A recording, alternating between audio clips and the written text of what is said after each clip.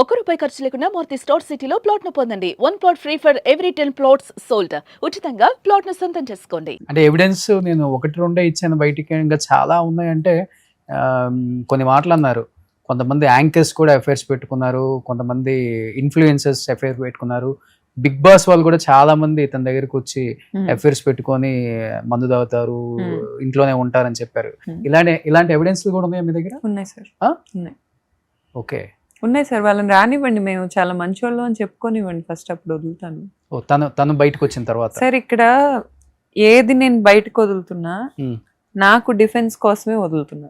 Okay, first ఎవరికైనా, ఇప్పుడు నేను ఎవరికైనా ఆన్సరబుల్ అంటే నా ఫాలోవర్స్కి, as far as I believe. నన్ను ఫాలో అవుతున్నారు ఎప్పటి నుంచో, కాబట్టి వాళ్ళు అడిగే క్వశ్చన్స్కి నేను 100% ఆన్సరబుల్. నేను రివెంజ్తో ఏమీ చేయట్లా. Okay, I can write it and give. నాకు అతని పతనం నాకు వద్దు, నాకు అతను ఒక్క మెట్టు కూడా దిగాలని నాకు లేదు. కానీ నన్ను చేసిన డ్యామేజ్, నాకు జరుగుతున్న అన్యాయం ఆగాలి. ఆ బిగ్ బాస్ ఆర్టిస్టులు నాకు మెసేజ్లు పెట్టొద్దు. పెడుతున్నారు ఇప్పుడు పెట్టట్లా. ఇప్పుడు నేను ఎప్పుడైతే బయటకు వచ్చి చెప్తున్నానో అప్పటి నుంచి నాకు ఎవరు మెసేజ్లు పెట్టట్లా. మెసేజ్లు పెట్టేవాళ్ళ? పెట్టారు బిగ్ బాస్ వాళ్ళు. నా దగ్గర ఉన్నాయి సార్. ఏమని పెట్టేవాళ్ళు మిమ్మల్ని? థ్రెటనింగ్ చేస్తూ పెట్టేవాళ్ళ, లేకపోతే? థ్రెటనింగ్ అంటే సార్ నన్ను చంపేస్తానని అలాంటి ఏం కాదు. చంపేసే సీన్ అసలు వాళ్ళకి లేదు సార్. ఇప్పుడు వాళ్ళు కాపాడుకుంటే చాలు. ఫస్ట్ అతనికి ఒక అమ్మాయికి ఎఫ్ఐఆర్ ఉందని నాకు తెలుసు, నా ప్రెగ్నెన్సీ నుంచే తెలుసు. ఆ పాప నాకు పెట్టిన మెసేజెస్ ఉన్నాయి, అసలు ఈ అమ్మాయికి అతనికి సంబంధమే లేదని. మరి సంబంధం లేకుండా ఫ్లాట్లకి ఎందుకు వెళ్తారు సార్? ఇప్పుడు ఫర్ ఎగ్జాంపుల్ ఒక అమ్మాయి ఒక అబ్బాయి ఫ్రెండ్స్ అనుకున్నాం, పొద్దున్న నుంచి నైట్ వరకు కలవరు, రాత్రి 1 గంట నుంచి 4 వరకే కలుస్తారు. రిపీటెడ్ టైమ్స్ ఆ అమ్మాయి అదే టైంకి వస్తుంది. ఇతని అసిస్టెంట్ ఉంటాడు, ఆ అమ్మాయిని కాపాడి ఆ అమ్మాయి మొహం కనిపించకుండా, ఈవెన్ కెమెరాస్ లో కూడా అయినా కనపడింది. ఎక్కడికి పోద్ది? ఇంట్లో సీసీ కెమెరా, ఇంట్లో సీసీ, ఎక్కడైనా. నేనే ఒక కెమెరా ఫిక్స్ చేశాను రోషన్ గారు. అతని ప్రెమిసెస్ లో వస్తారు, వెళ్తారు, మళ్ళీ వెళ్తుంది. ఎందుకు వస్తుంది సార్? నైట్ 1 to 4 ఒక్కసారి వచ్చిందంటే సరే, ఏదో ఆడపిల్ల అవసరం కోసం, వర్షం పడుతుంది, లేకపోతే కార్ బ్రేక్ డౌన్ అయింది, ఎక్కడికి వెళ్ళాలో తెలియలా, ధర్మ ఒక్కడే ఆపద్బాంధవుడు వచ్చింది, సరే. రోజు ఎందుకు వస్తుంది? రోజు ఆపద్బాంధవుడు వైఫ్ని రక్షించలేని ఆపద్బాంధవుడు ఈ అమ్మాయిని రక్షిస్తున్నాడా? అతని దగ్గర ఉన్న వాళ్ళకి ఆల్రెడీ పెంటలు చుట్టుకొనే ఉన్నాయి, ఆ పెంటలే కడుక్కోవాలి వాళ్ళు. ఇంకా వచ్చి నా లైఫ్ని నాశనం చేయాల్సిన అవసరం ఏంటి సార్? ఇప్పుడు అతను వచ్చాడు, అప్రోచ్ అయ్యాడు, నా పెళ్ళం చెడ్డదనే చెప్తాడు ఏ మగాడైనా. ఇంకో ఆడదాని దగ్గర లీనియన్స్ రావాలంటే నా పెళ్ళం చెడ్డది, నా పెళ్ళం అస్సలు మంచిది కాదు, నేను ఉత్తముడిని అంటాడు. వీళ్ళు చెప్పాలిగా. ఆ అమ్మాయి కూడా ఒక ఇన్ఫ్లుయెన్సరే, బయటకు వస్తే మన ఇద్దరికి ఇలా ఉంటుంది మీడియాలో, నీ పని నువ్వు చూసుకో అని చెప్పాలిగా. ఈ అమ్మాయి ఇప్పుడు ఇదంతా చేసిన అమ్మాయి, నేను ఒక ఇన్ఫ్లుయెన్సర్ని, ఒక ఆంటర్‌ప్రెన్యూర్‌ని, ఒక ఇన్ఫ్లుయెన్షియల్ పర్సన్ని, నా హస్బెండ్తో ఇన్ని చేస్తుంటే, అసలు ఇన్ఫ్లుయెన్స్ లేని ఆడోళ్ళ మొగుళ్ళతో, అసలు బయటకు వచ్చి మాట్లాడే వాయిస్ లేని ఆడోళ్ళ మొగుళ్ళతో వీళ్ళు ఏం చేస్తున్నారు? ఎంతమంది కాపురాలు కూర్చుంటారు, ఏం చేస్తున్నారు? డెఫినెట్ గా అదేమన్నా ర్యాకెట్టా? దానికి సెపరేట్ లాస్ ఉన్నాయా? నాకు తెలుసుకోవాలని ఉంది. Prostitution is illegal, for sure it is illegal. అక్కడ జరుగుతుందని నేను మెన్షన్ చేయను, కానీ అక్కడ ఏం జరుగుతుంది? అది ఎఫ్ఐఆర్ అయితే ఒకరితో ఉండాలిగా, అంతమందితో ఎందుకుంది? ఆ అమ్మాయి ఇంకా వేరే అమ్మాయిలు కూడా తీసుకొని వస్తుంది ఫ్లాట్ కి. ఏంటంత అవసరం? ఓకే, ఎందుకు?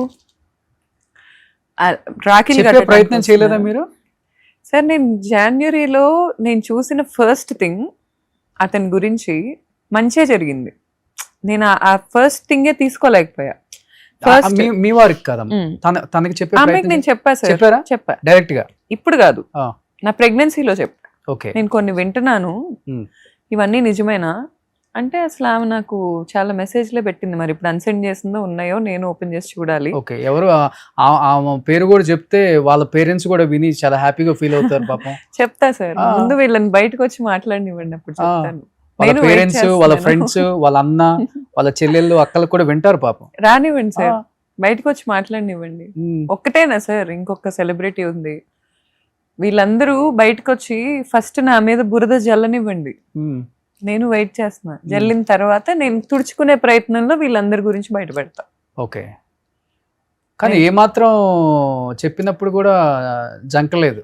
ఏం లేదు సార్, సో మేము చేసేది మేము చేస్తానే ఉంటాం, ఏమీ లేదు. మీ ఇంటికి వచ్చేది రావటం మటుకు అది ఆపేది లేదు. లేదు, సో మమ్మల్ని ఆపే వాళ్ళు లేరు, మేము లేదు. భగ్న ప్రేమికులు అన్నట్టుగానే ఉన్నారు. ఉన్నారు. ఓకే. అసలు సార్ ఆ విషయంలోనన్నా మిమ్మల్ని ప్రెగ్నెంట్ గా ఉన్నప్పుడు తోసేసారని అవును చెప్తున్నారు. సార్, ఆ అమ్మాయి గురించే మాకు వేరే వేరే అమ్మాయిల గురించి డిస్కషన్స్ అయినాయి, కానీ నన్ను ప్రెగ్నెన్సీలో తోసింది మాత్రం ఆ పాప గురించే. ఓకే. అంటే గొడవ అయిందా ఏమన్నా? ఆ గొడవైంది సార్. ఆ అమ్మాయి ఇతను పాస్వర్డ్ మార్చేసుకున్నాడు, ఆ అమ్మాయి ఏదో మెసేజెస్ పెడుతుంది అతనికి. అవేంటి అని నేను ఫోన్ తీసుకున్నా చేతిలోంచి, ఎవరితోనూ చాట్. నైట్ 12:30 అవుతుంది, ఇంటికి రావట్లేదు రాత్రులు. కూర్చొని చాట్ చేసేటప్పుడు కూడా మనకు కొంచెం ఫేషియల్ ఎక్స్ప్రెషన్స్ అర్థం అవుతాయి, మురిసిపోటాలు లేకపోతే బ్లష్ అవటాలు. ఫోన్ ఇలా తీసుకున్నా, తీసుకోగానే అమ్మాయి లొకేషన్ డ్రాప్ చేసింది ఇతనికి, అంతవరకే నేను చూసా. లొకేషన్ డ్రాప్ చేసి రమ్మంటుంది. ఇతను వెంటనే ఫోన్ లాగేసుకొని నన్ను గట్టి తోసేసి వేరే రూమ్కి వెళ్ళిపోయి లాక్ వేసేసుకున్నాడు. ఇంకా తర్వాత మా ఫాదర్కి మెసేజ్ పెట్టాడు, ఇంకా మీ అమ్మాయితో నాకు అవ్వదు, నేను వదిలేస్తున్నాను. అంటే సార్ నా క్వశ్చన్ ఏంటంటే, ఇప్పుడు నాకు కూడా ఇన్స్టాగ్రామ్లో ఇందుకే నిన్ను నీ భర్త వదిలేశాడు అని కొంతమంది పోరంబోకులు కామెంట్స్ పెడుతున్నారు. ఇప్పుడు నా క్వశ్చన్ ఏంటంటే సార్, అసలు ఫస్ట్ థింగ్ నేను క్లారిటీ ఇవ్వాల్సింది, మా రిలేషన్షిప్లో క్విట్ అయింది నేనే.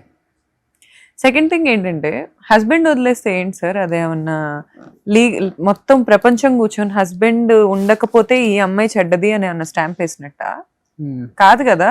హస్బెండ్ వదిలేస్తే ఏంటి, హస్బెండ్ క్యారెక్టర్ లేక వదిలేశాడు, లేకపోతే నేనే వదిలేశాను, మేమిద్దరం విడిపోతున్నాం. దానికి అందుకే నేను హస్బెండ్ వదిలేశాడు, నా ఇష్టం వచ్చిన బట్టలు నేను వేసుకుంటా సార్, దానికి ఎవరికి ఏమవుతుంది? ఇప్పుడు నువ్వు వెళ్ళి నీ పక్క స్ట్రీట్లో రేప్ జరుగుతుంటే డోర్లు వేసుకొని కూర్చొని టీవీలో చూస్తావు, కనీసం అక్కడికి వెళ్ళి వాయిస్ చేయలేవు. వచ్చి ఒక అమ్మాయి అన్న డ్రెస్ వేసుకోగానే మాత్రం నువ్వు ఇలాంటి డ్రెస్ వేసేసుకున్నావు, ఏమైంది, నష్టం ఏంటి? నాకు ఒక క్యారెక్టర్ ఉంది, నేను ఇప్పుడు నా హస్బెండ్తో తిరుగుతున్న అమ్మాయిలా లేను, అదే ఇదిలో ఉన్నా కూడా నాకుండే క్లాస్ నాకుంది, నా ఇష్టం వచ్చిన బట్టలు నేను వేసుకుంటా, అందుకే హస్బెండ్ వదిలేయటం ఏంటి? అసలు ఏం మాట్లాడుతున్నారు, నాకు అర్థం కావట్లేదు. సరే ఇన్ని సంవత్సరాలు నేను వేసుకోలేదే, పోనీ ఇంత ఇది వీళ్ళందరూ పెద్ద లాజిక్ ఉన్న లాయర్స్ అనుకుందాం, 13 ఏళ్ళు మా జర్నీలో నేను అతనికి ఏం బట్టలు ఇష్టం అలాగే వేసుకున్నా. సో తనకి ఎలా ఇష్టం అలానే బతికారా? అలాగే బతికా. ఓకే. 100% స్లీవ్లెస్ వేసుకోకూడదు, ఓకే, ఏమి వేసుకోకూడదు సార్. నాకు ఇష్టం వచ్చిన బట్టలు వేసుకోవటమే ఇష్టం.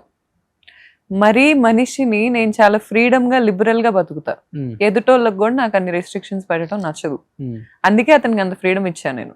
ఓకే. నాకు ఒక మనిషి ఎన్నాళ్ళు బతుకుతారో ఈ జనరేషన్ లోనే కాదు, ఎప్పుడు చెప్పలేం. ఇప్పుడు రేపు నాకు యాక్సిడెంట్ అవ్వచ్చు, ఎవరికి తెలుసు? కనీసం నాకు నచ్చిన డ్రెస్ నేను వేసుకోలేను, కనీసం నాకు నచ్చింది నేను ఆ ప్లేస్కి వెళ్ళి నేను గాలి పీల్చుకోలేను, నేను ఎవరికి హార్మ్ చేయట్లా. Until unless I'm not harming anyone, I'm free to do. నా బట్టలు నేను ఏం వేసుకోవాలో కూడా నాకు కంట్రోల్ ఉంటే ఇంకేంటి సార్ నేను బతుకుతుంది అక్కడ. కానీ ఇన్ని ఆరోపణలు బయటకు వచ్చి చేస్తున్నారు కదా, సో డెఫినెట్గా అటు సైడ్ నుంచి ఏదో ఒక బెదిరింపు కాల్స్ లేకపోతే చంపేస్తాము ఇలాంటి థ్రెటనింగ్ ఏం రావట్లేదా మీకు? అవి ఇంతకు ముందే ఉన్నాయి సార్. ఎప్పుడు పెళ్లి అయిన తర్వాత? యాక్చువల్లీ ప్రెగ్నెన్సీలో మాకు పంచాయతీ జరిగింది. ఇలా అతను నన్ను బ్లాక్ చేశాక నన్ను లాయర్ దగ్గరికి తీసుకెళ్లి మ్యూచువల్ డివోర్స్ డ్రాఫ్ట్ చేయించాడు. ఆ తర్వాత మా పేరెంట్స్ వాళ్ళ ఫాదర్ ఒక్కళ్ళు వచ్చారు, మదర్ రాలా. అది కూడా నా దగ్గర ఫుల్ పంచాయతీ రికార్డింగ్ ఉంది. కూర్చున్నారు ఆయన, కూర్చొని ఆయన అంటారు, మా అబ్బాయి చేసిన నిజాలు నువ్వు బయటికి చెప్తే నువ్వు చెయ్యని చెప్తాం, ఇప్పుడు ఆడవాళ్ళు చేయలేదని ఎవడు నమ్ముతాడు అనుకుంటున్నావు నువ్వు? ఒక ఆడదాని మీద రూమర్ స్ప్రెడ్ చేయటం ఎంత ఈజీ అనుకుంటున్నావు నువ్వు? మా అబ్బాయి చేసినవి చెప్తే నువ్వు చేయని చెప్తాం, ఏంటి నువ్వు అందరినీ ఫేస్ చేయగలవు అని నువ్వు అనుకుంటున్నావా? ఓపెన్ గా వార్నింగ్ నాకు ఆ రోజు. ఇతను నాతో ఆ రోజు ఏదైనా చెప్పొచ్చు సార్, ఏదైనా చెప్పచ్చు సార్. నేనైతే ఇప్పుడు వాళ్ళు వచ్చి నన్ను అనగానే అమ్మో నేను సతీ సావిత్రిని నన్ను అన్నారు అని నేనైతే డోర్లు వేసుకొని కూర్చోను సార్. నేను వచ్చి వాళ్ళ ముందే నించొని నాకు ప్రూవ్ చేయమంట, నాకు ప్రూవ్ చేయాల్సిందే. ఎందుకు చేయరు సార్? నేను చేస్తే ప్రూఫ్ ఉండాలిగా. సరే వాళ్ళకి ఈరోజు తెలిసింది, 10 సార్లు చూసారు, 11వ సారి కూడా ప్రూఫ్ తీసుకోరా? తీసుకుంటారు కదా. నేను అదేగా చేసింది. మరి 10 సార్లు చూసా, 11వ సారి ప్రూఫ్ తీసుకున్నా, 10 సార్లు భరించాను కదా. ఒక వ్యక్తిని మనం చాలా ప్రేమించి, ఫర్ ఎగ్జాంపుల్ ఒక పక్షి ఒక గూడు కట్టుకోవాలంటే పుల్ల పుల్ల పుల్ల పుల్ల చాలా ప్లేసుల నుంచి ఏరుకొని వచ్చి ఒక గూడు కడుతుంది. అలా నేను నా ప్రేమను కట్టుకున్నా, నా ప్రేమలో అతన్నే కూర్చోబెట్టా నేను. ఇంకెవరికి స్కోప్ కూడా ఇవ్వలే ఏ రోజు. కూర్చోబెట్టాక అతను ఏం చేశాడంటే కొన్ని వేల ఫీట్ల హైట్ లో నేను గూడు కడితే అక్కడ కూర్చొని నన్ను కాలుతో ఒక్క తన్నదన్నాడు. నేను కింద పడ్డా, నాకు గాయాలు తగిలాయి కంప్లీట్ గా. ఆ టైంలో నేను లెగిసి అతని మీద బాణం వేయాలని కూడా అనుకోలే. ఇప్పుడు వేస్తుంది అదే కదా బాణం. నా దగ్గర విల్లు ఉంది, అదే చెప్తున్నాను సార్, నా దగ్గర విల్లు ఉంది, నా దగ్గర బాణం ఉంది, కానీ నేను వేయాలనుకోలే. అప్పుడు కూడా బతిల్లాడా, చేతులు చూపించి అర్జిచ్చా, ప్లీజ్ నన్ను తోసిస్తావు, ఇక్కడితో నన్ను వదిలే, ఇంతకు మించి తీసుకునే శక్తి నాకు లేదు. నువ్వు ఆ పడేసిన దాంట్లోనే నా లైఫ్ అయిపోయింది. నువ్వు నన్ను ఒంటరిదాన్ని చేసావు, నన్ను మోసం చేసావు, నాకేమీ లేకుండా చేసావు. ఈ రోజు నేను ఏమన్నా పెట్టుకోవాలన్నా నా ఇంట్లో వాళ్ళు ఇచ్చిన బంగారం పెట్టుకొని అప్పు తెచ్చుకోవాల్సి వస్తుంది. అలాంటి పరిస్థితిలో నన్ను పెట్టావు. అయినా నేను నీకు బాణం ఎక్కువ పెట్టాలనుకోవట్లా, కానీ అక్కడ కూర్చొని నీకు క్యారెక్టర్ లేదు, నువ్వు వేరే వాళ్ళతో తిరిగావు, నువ్వు ఒక క్యారెక్టర్ లెస్ దానివి. నేను ఒక ఇంటర్వ్యూ ఇస్తే సార్ వాళ్ళకి ఫోన్ చేసి నాకంటే క్యారెక్టర్ లేదంట, నాకంటే వాల్యూస్ లేవంట. ఎంతో రెప్యుటేషన్ ఉన్న వాళ్ళని ఇంటర్వ్యూ చేసిన వాళ్ళు నన్నెందుకు ఇంటర్వ్యూ చేస్తున్నారో అతనికి అర్థం కావట్లేదంట. బిడ్డ ఉందని చెప్తున్న వ్యక్తి భర్త ఉందని చెప్పదా అని అడుగుతున్నాడు, అడిగిస్తున్నాడు. రవివర్మ అంట, ఆ ప్రొడ్యూసర్ నెంబర్ నా దగ్గర ఉంది, ఆ యాంకర్కి కాల్ చేసిన, రెస్పెక్ట్ఫుల్ యాంకర్కి కాల్ చేసిన అతని నెంబర్ నా దగ్గర ఉంది. ఏ సినిమా ప్రొడ్యూసర్ నాకు తెలుసుకోవాలనుంది. రవివర్మ అంట, ఏ సినిమా భీమవరం రాజులు అంట. అంత బేవర్స్కుంటారా సార్? నాకు అర్థం కాదు. ఒక ప్రొడ్యూసర్ అయితే ఇప్పుడు ఇతను ఒక ఆడియో కాల్లో ప్రొడ్యూసర్ కూతురు కూడా నన్ను కెలికింది, ఆ ప్రొడ్యూసర్ అయినా ఇతను కూతురు కోసం ఇప్పుడు నన్ను బ్లేమ్ చేస్తున్నాడా? నాకు అర్థం కావట్లేదు.